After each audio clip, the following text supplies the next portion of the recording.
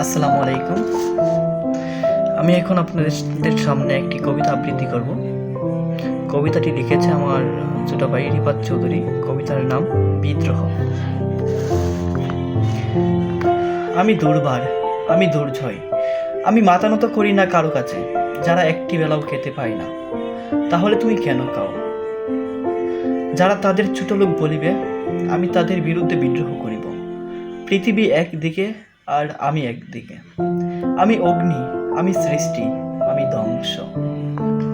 যারা আমাকে বাধা দিতে আসিবে, আমি তাদের বিনাশ করিব। আমার এক হাতে মানব প্রেম, আরেক হাতে ধ্বংস। আমি শুরু, আমি শেষ, আমি বিদ্রোহী, আমি ছোট লোক, আমি মহান। আমি একা রক্ত জড়াতে পারি না, তাই লিখে যাই রক্ত তরবারি। আমি সৈনিক, আমি নির্বল, আমি জ্ঞানী। ধন্যবাদ।